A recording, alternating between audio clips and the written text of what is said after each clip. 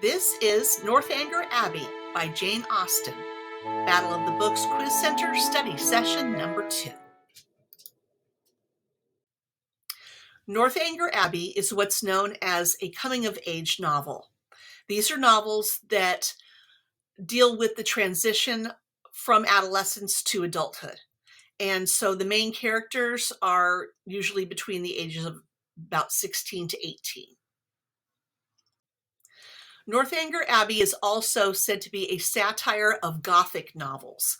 Gothic refers to Gothic architecture, which you can see in old castles. That's Gothic architecture. And Gothic novels are spooky, haunted kind of books and stories like Dracula, Frankenstein, the Dr. Jekyll and Mr. Hyde. Novels like that are considered Gothic novels. So they're basically spooky stories that happen in castles. The author of Northanger Abbey, Jane Austen, was born on December 16, 1775 in Steventon, United Kingdom, or England. She actually wrote Northanger Abbey in 1803. It was her first full novel that she ever wrote, but it wasn't published until after her death in 1818. Something to do with publishing rights and copyright and that kind of thing. She did write other novels after this, very well-known, famous novels, Sense and Sensibility in 1811 and Pride and Prejudice in 1813. These novels have been made into movies. Northanger Abbey also has been made into movies.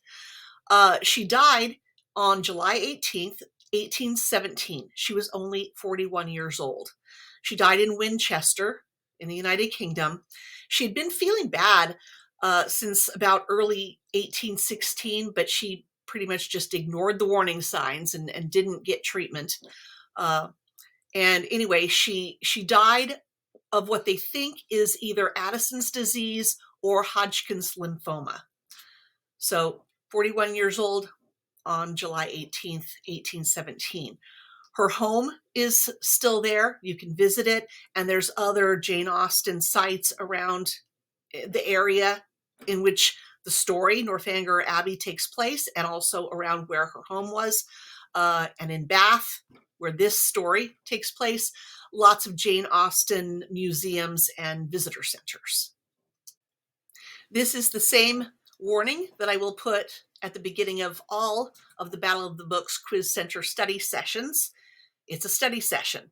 It's not a review, really, although I may give some personal opinions, but it's about helping you understand and remember the content in the books so that you can use this information in Battle of the Books competitions or literature circles, book groups, whatever. So you thoroughly understand the book. So I just want to make sure you know at the beginning that it's going to be full of spoilers. Please read the book before you watch this, because I'm going to be giving away all endings, all surprises. So there you go.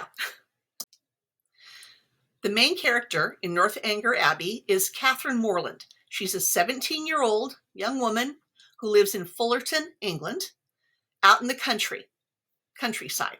She is a tomboy. She loves running around outside, riding horses, playing baseball and cricket. She doesn't like to sit still. She doesn't like school. She likes to read, but not serious things like history or things like that. She would rather just be outside running around. Fullerton, England, is 75 miles southwest of London, England. Between London and Fullerton is Jane Austen, the author's home, where she lived in Chawtown, and it's now a museum that you can visit. Catherine Morland is from a large family. She has 9 siblings, so a family of 10 children in all. There were 3 boys born before her, and then she was the first girl. So she was the 4th child born. Her father's a clergyman, and they live out in the country. So they're not poor, but they're not aristocrats either. They're not wealthy people. And this does come into play in the story later on. As I said before, Catherine did not like school. She would rather be running around playing outside. She was inattentive in school and daydreamed about things like she wanted to be a heroine, like the characters in the books that she liked to read. A heroine is like, well, in the picture here, she's imagining Wonder Woman, which in reality, she wouldn't be imagining this particular character because it's awfully futuristic for a girl in the 1800s to be thinking of. But it just sort of is the icon for heroines. But heroines would be like the main characters who are very brave and courageous and save the day and are females. Heroes are males, heroines are females. So like think of Nancy Drew. She solves the mysteries. Hermione Granger, Matilda, Katniss Everdeen in the Hunger Games. These are heroines, and this is what Catherine wants to be, a heroine like the female characters that she reads about in the novels that she reads, that are usually Gothic novels. Catherine was pretty bored living out in the countryside where not much interesting happens, not much new happens. And so she imagines fictional stories to be her own life. She daydreams a lot. She thinks of quotes, sometimes doesn't completely understand their true meaning, and applies them to herself and her own life. So some of the poets and authors that she uses as inspiration include Alexander Pope, Bear About the Mockery of Woe, Thomas Gray, who is quoted to say, "Many a flower is born to blush unseen and waste its fragrance on the desert air." I think she feels like that, like she's a flower blooming somewhere so far away from society and most people that even if she looks beautiful and is wonderful, there's no one really around to notice. James Thompson said, "It is a delightful task to teach the young idea how to shoot." And several quotes by Shakespeare. Looks like she really loves Shakespeare. I mean, who doesn't? "Trifles light as air are, to the jealous, confirmation strong as proofs of Holy Writ." I don't know what this means. I love Shakespeare, but I really don't understand a lot of what Shakespeare says. I just sort of read it and I kind of get an idea of what's going on without trying to understand every line. Another Shakespeare quote, "And the poor beetle that we tread upon in corporal sufferance finds a pang as great as when a giant dies." I suppose this is saying that a little bug that seems insignificant experiences the same amount of pain when stomped on as a giant would. Finally, Shakespeare, "A young woman in love always looks like Patience on a monument smiling in grief."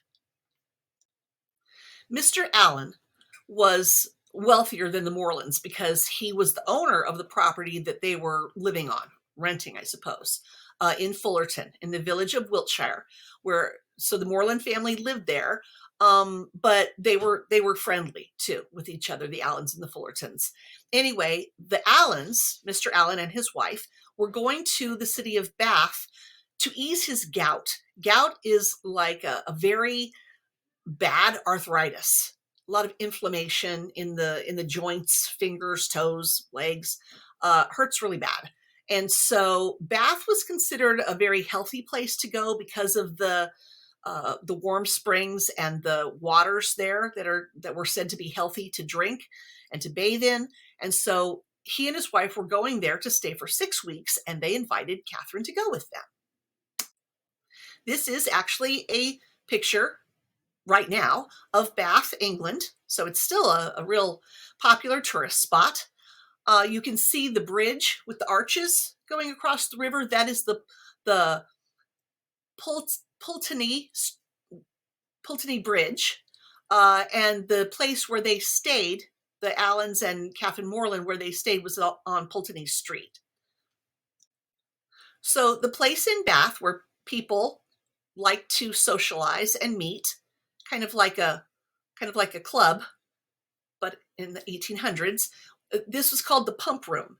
And it was named that because they would pump in water from the warm springs that were nearby. And these waters were said to be healthy to drink and to bathe in. I don't think they drank the water that they bathed in, though. But there was like a big fountain, like a vase fountain thing, and the water would come out and people would fill their cups and drink this water from the warm springs. It was said to be healthy for them.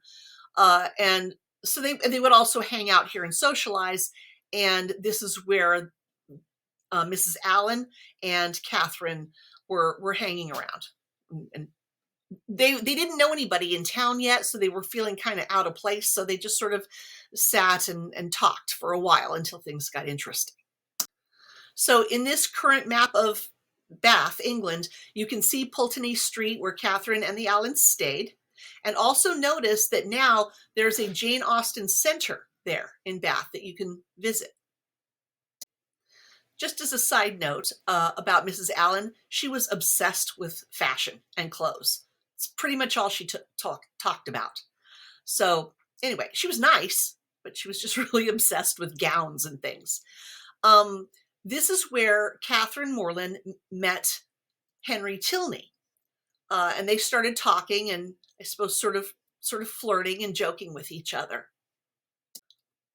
So as I said, Mrs. Allen and Catherine were feeling sort of awkward and out of place because they didn't know anybody in town. But finally, Mrs. Allen saw Mrs. Thorpe, who was a former classmate of hers.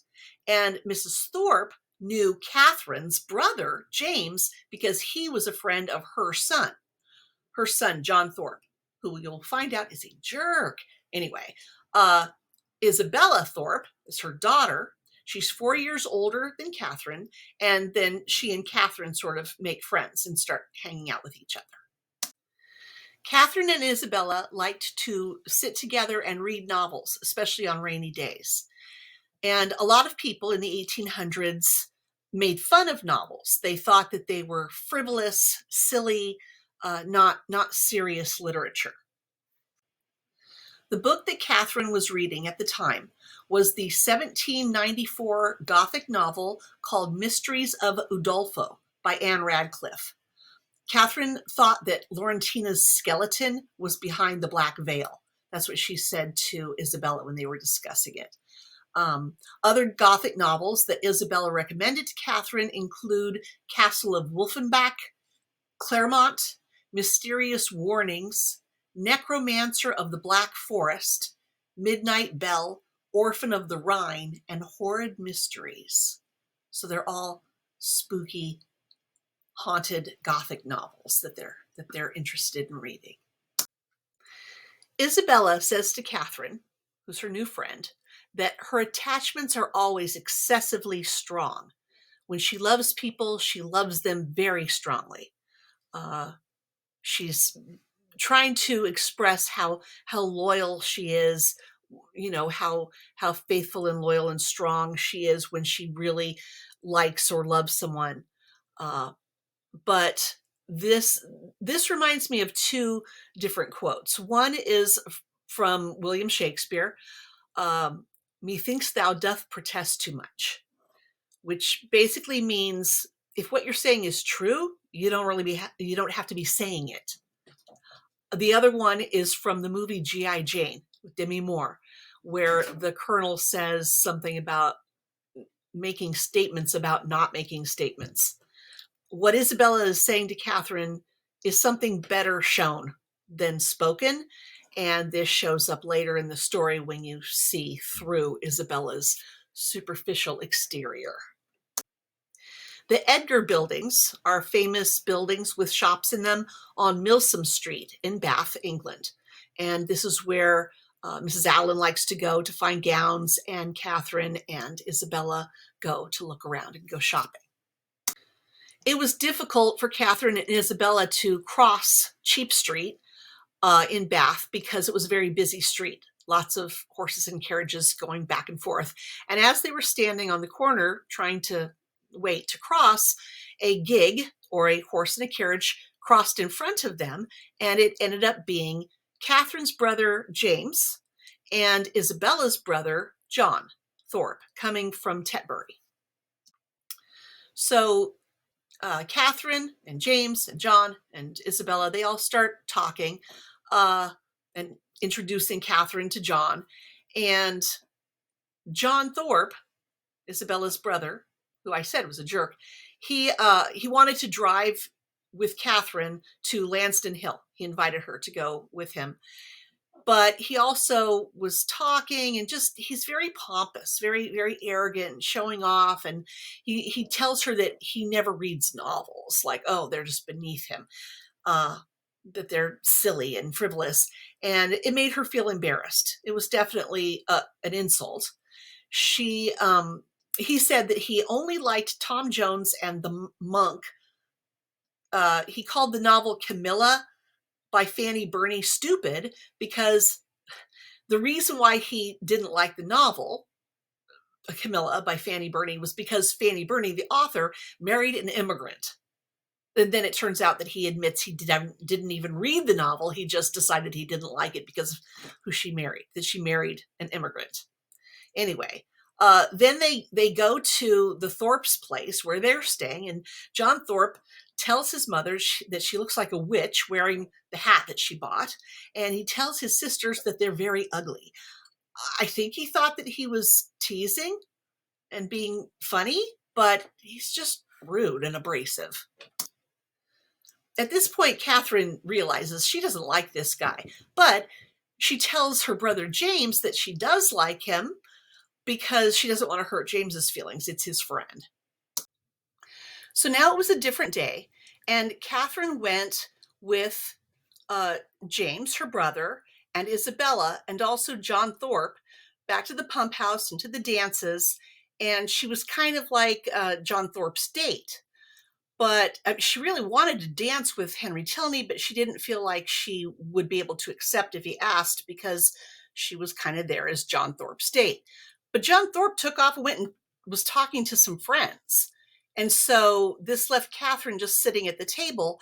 Isabella said that she would not leave Catherine's side. She would not leave her alone. But then just a few minutes later, James asked her to dance and she changed her mind and off she went, leaving Catherine sitting there alone, which kind of shows you Isabella's character. So then Henry Tilney shows up. And remember, him and Catherine had met in the pump room before and talked, and she liked him and she wanted to dance with him. And he asked her, but she didn't feel that she should because she sort of had committed to coming here with Isabella and her brother John. So she kind of felt like she was John's date and didn't feel like she should dance with Mr. Tilney, with Henry Tilney. Isabella said that So Isabella and James Morland were dancing, and then Isabella came and told Catherine that James wanted to dance with her again, and that was against the rules because it was considered improper in that day to dance together again and not change partners. I guess like if you dance with someone again and again, it made it too serious and romantic. So you were supposed to change partners to keep things casual. John Thorpe arranged it for him to drive Catherine in his gig or his horse and carriage, and for Isabella, his sister, to ride with James Morland in his, and that they would all ride in two separate carriages to Claverton Down. So as they were going along the road, he's talking and, as usual, just boasting and being all show-offy, and tells Catherine that her brother James's gig is going to break down. It's just such a mess. It's going to fall apart on the way. And that upsets Catherine. And so then she wants to stop and say, no, let's turn back. I don't want my brother's carriage to break down on the way, and they get stuck. And then John turns around and contradicts himself. Anyway, he confuses Catherine because he lies to make himself look more important. This is his habit. And her parents are good, simple people who never do that. So she was very much confused with him, as well as annoyed. So it's a different day at the pump room, and there's dancing going on, and Isabella and James are dancing. And so Henry asks Catherine to dance. She wanted to dance with him all along. Of course, she accepts. Well, John Thorpe comes in and gets all offended because for some reason he thought that Catherine was his date all week. He said that he thought she was engaged to him since Monday, not engaged to be married, but engaged to be with him, which was a ridiculous assumption. So anyway, Catherine and Henry dance. And Henry tells Catherine that he thinks of a country dance as being like a marriage, with fidelity and complacence being common duties.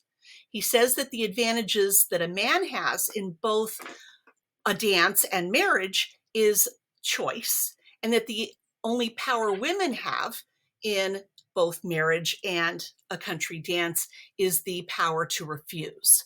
So this is back in the day when a woman would never ask a man to dance or ask a man to marry them or anything like that. Henry had a sister named Eleanor Tilney. And Henry and Eleanor invited Catherine to go walking with them in the countryside. So she was really excited about this because she wanted to be around Henry. But the next day, she's sitting there waiting for them, and it was raining outside. And so the time went on, and they didn't show up when she expected them to. So she thought, oh, I guess our plans are canceled because of rain.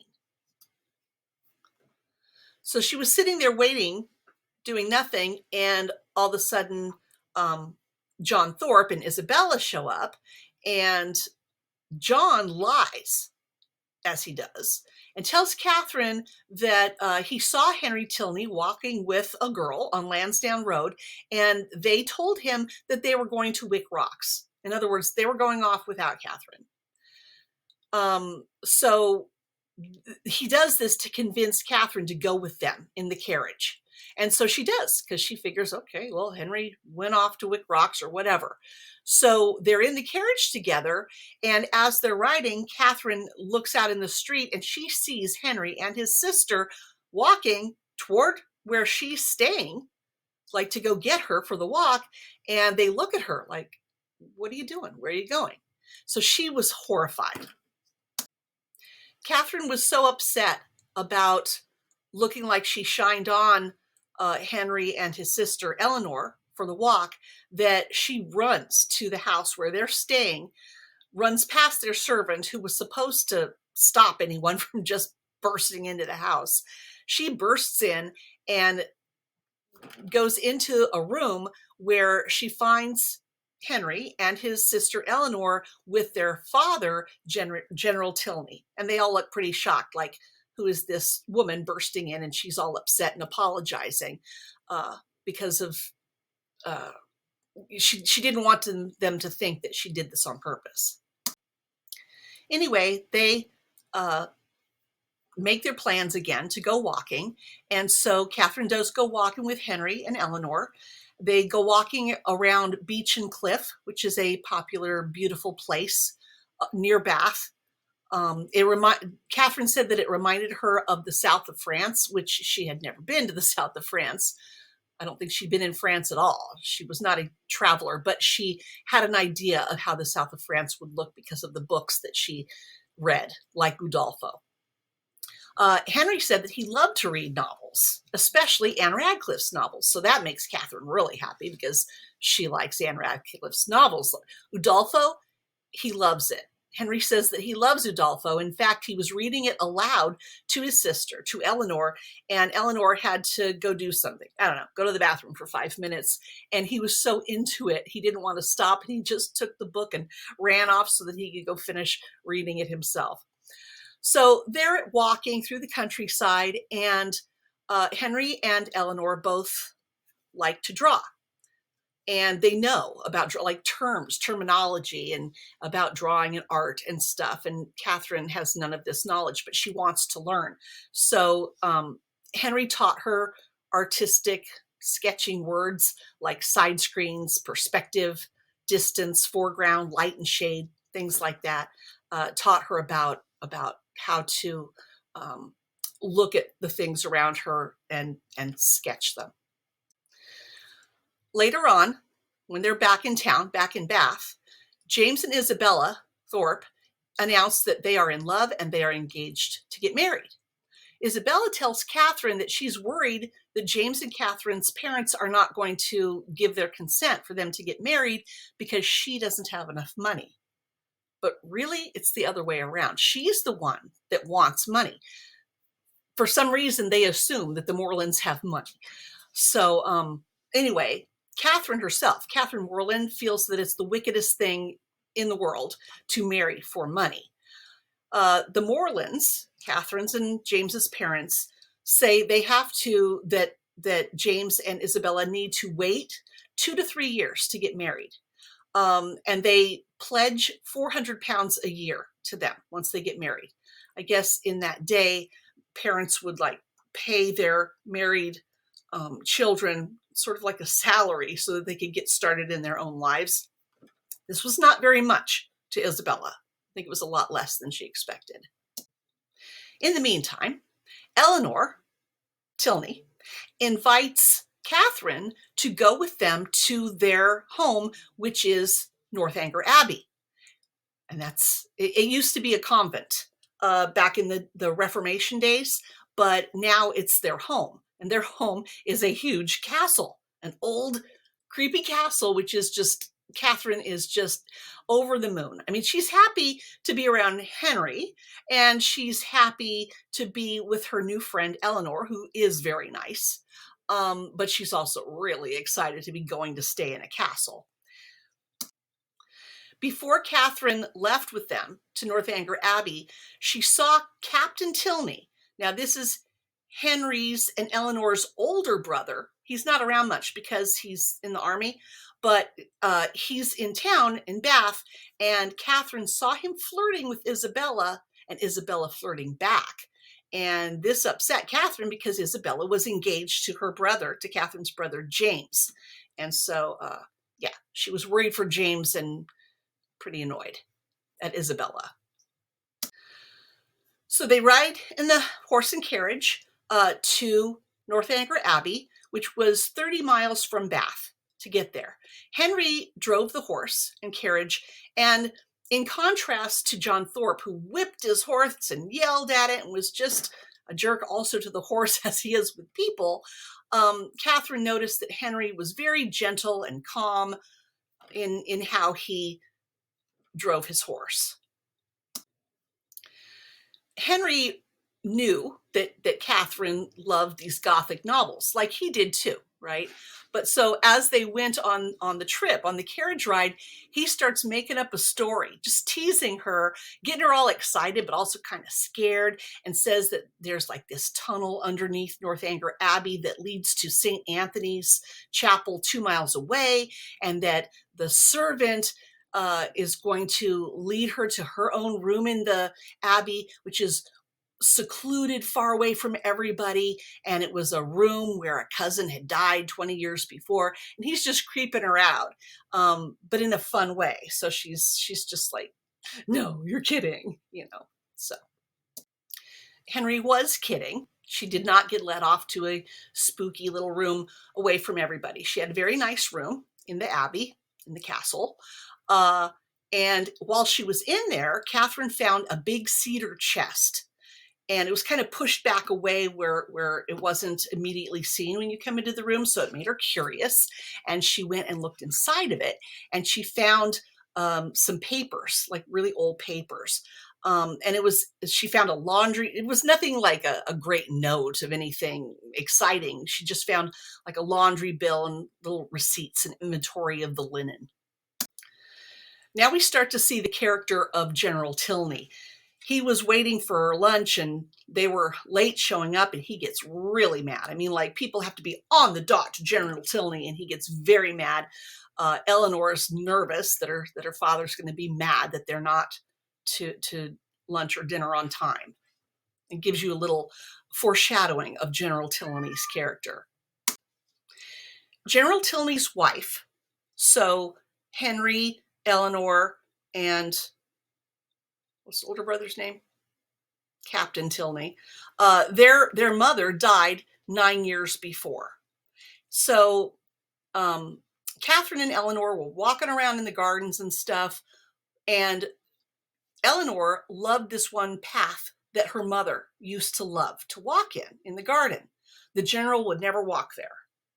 And also, Catherine noticed that his wife, their mother's portrait, was hanging in Eleanor's room, not in his room. He was very gruff and very just, abrasive. And he told her, the general told Catherine, he did not want her to wander around without him, which just made her more curious. So she gets it into her head. Basically, she's got a really active imagination, and the books that she's reading about all these spooky castles and ghosts and things like that, she gets it into her head that either General Tilney killed his wife or she's actually alive, and he's got her locked up in a room all just as a prisoner. So remember, Catherine wants to be a heroine. So she's going to solve this mystery, find out what happened to Mrs. Tilney. And so she's looking around, and she wants to look in the room where Mrs. Tilney died. And the first time she goes to open the door, she gets caught by the general, who yells at her to get away.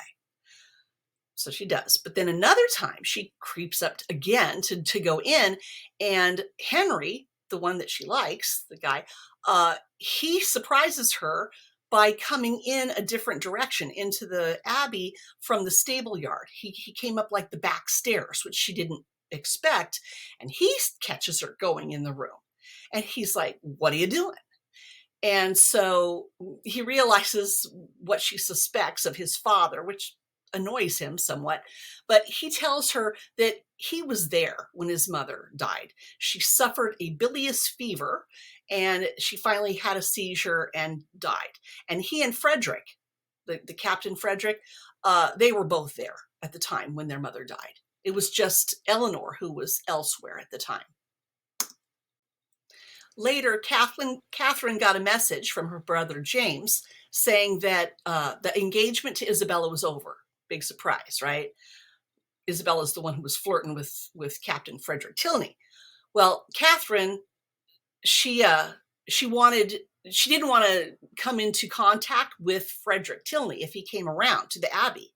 He was also one of the siblings there, and she was really upset about the broken engagement. So she didn't want to run into him.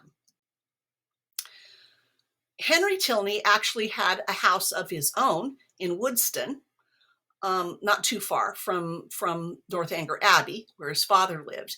And so General Tilney took Catherine to Henry's house to visit him there, where he worked nearby there too. And Henry had a Newfoundland puppy and some terriers there with him because he was there alone a lot. So they kept him company. Captain Tilney, Frederick, really was not interested in Isabella. He was just flirting. And then he ended up going back with his regiment and leaving Bath. So now all of a sudden, Isabella's all alone. And she's like, "Oh, what have I done?" And she wants James back. So she wrote a letter to Catherine, "Please tell James that he's the only one I ever loved." And Catherine's like, "No, I don't think so." And that's pretty much the end of what we hear about Isabella Thorpe. Now something surprising and shocking and sad happened. All of a sudden, General Tilney, who was never really friendly, but he was okay. He allowed Catherine to stay with them, showed her around the gardens, took her to Henry's house. All of a sudden, he says she's got to leave. He says that he and the family are leaving to go away to Lord Longtown's near Hereford for a fortnight, which is 2 weeks. And Catherine has to leave Northanger Abbey, boom, by 7 o'clock the next morning. And he didn't even arrange to have anybody take her other than a driver. She had to ride, remember, she's only 17. She had to ride 70 miles in a horse and carriage to get from Northanger Abbey back to Bath. Or no, actually all the way back to Fullerton, where she lived. So Eleanor was horrified, didn't know why her father was acting this way. Catherine's upset, wonders what she did wrong. Both the girls are crying. We don't know what's going on. just that she has to leave in the morning. When Catherine got back to her own home in Fullerton, her siblings, especially the little ones, were so excited to see her, and they came around and hugged her. Yay, you're back. Um, but her mom wanted her to get back into the being part of the family, doing her chores, helping clean the house, that kind of thing. And she was just laying around all sullen and sad and moping around. And so Catherine's mom thought that she had basically gotten spoiled in Bath, having all this fun and dancing and shopping, and that she now that she was home and everything was normal again, that she was basically just being spoiled. So here's the reason for General Tilney's sudden change of attitude and throwing Catherine out, basically. It's all because of John Thorpe. Okay, Isabella's brother, the jerk. They're just a nasty couple of siblings in this family, the Thorpes. Anyway, at the beginning, when Catherine got to Bath, John Thorpe thought that he was going to be with Catherine. And so, as he does about everything, he's bragging to General Tilney about this wealthy girl he's going with and maybe going to marry and stuff. So he's talking her up like Catherine's a wealthy woman. So General Tilney thought that she was, which made her acceptable to him, Well, then later, when Catherine didn't go for John, she didn't even like him, and she took off to Northanger Abbey. And I think also he probably had an idea because of her dancing with Henry that she liked Henry, not him. Now his feelings are hurt, and he tells General Tilney the truth, which is that she's not wealthy at all. And so that's why the general suddenly goes, what? She's no good to be around my children. Well, Henry Tilney actually was in love with Catherine at this point. So he rode on his own to Fullerton to ask Catherine to marry him, even though his father, General Tilney, said he was forbidden from ever speaking to her again. And he told his dad, I don't care. I'm going to go and ask her to marry him. And he told her what caused his father to change his attitude toward her, which actually made her feel better. Because remember, she was suspecting that he was a murderous man who tortured and murdered his wife. And so she kind of felt earlier guilty about feeling that way about him, but now she feels justified because he's just mean. So they want to get married, but it's old-fashioned times, and Catherine's parents are good and simple people, and they felt like they could not give their consent to them getting married as long as Henry's father, General Tilney, didn't give his consent first. They felt like they had no right. All of a sudden, bing, bang, boom, like in a couple of pages, General Tilney changed his mind, lets Henry and Catherine get married. Why? Because his daughter Eleanor ends up getting married to some rich guy that we've never met in this book during the summer. So he was cheerful, the general, that his daughter married a wealthy guy. And so he's like, fine, let Henry be a fool if he wants to. And then also tying everything together, the man that Eleanor married, his servant happened to be the one who left the papers in the cedar chest that Catherine found in the room at Northanger Abbey. So, personally, I feel that this was way too quick and easy. It just like, bing, everything gets tied up in a bow, makes it nice and neat, gives us closure so quick. You're like, what just happened? I kind of felt that the author just was tired of writing this novel and was ready to get it done. So no disrespect to Jane Austen. She did go on to write wonderful novels after this, and they were better than this one. So anyway, that's just, like I said, I have my opinions, but this caught me by surprise. I'm like, what just happened? Anyway, Catherine and James get married and they live happily ever after. She was 18 at this point when they got married, and he was 26. Now, that seems very young for her to be getting married at 18. But remember, Jane Austen herself was only 41 years old when she died. So people died a lot earlier in those days. Um, in now, present day, it's definitely a good idea to wait until at least 25, the age of 25, to get married or have children. At least wait until your human brain finishes developing before you jump into something serious like marriage or raising children. So that's the end of my sermon. I did enjoy reading this book, mostly because I liked Catherine's character because we have something in common. I love spooky books and castles and vampires and ghosts and werewolves and stuff. So I could identify with her. Thank you for listening to the Battle of the Books Quiz Center study session number 2. Since study session number 1 was elementary and this one was a high school book, next time I'll do a middle school level book. I have decided that I'm going to do Starfish by Lisa Phipps. So stay tuned for that.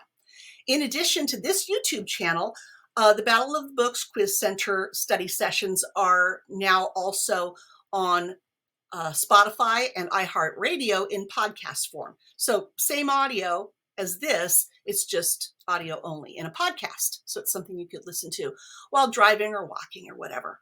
So please follow, friend, subscribe, and share, and I'll see you next time. In the meantime, happy reading.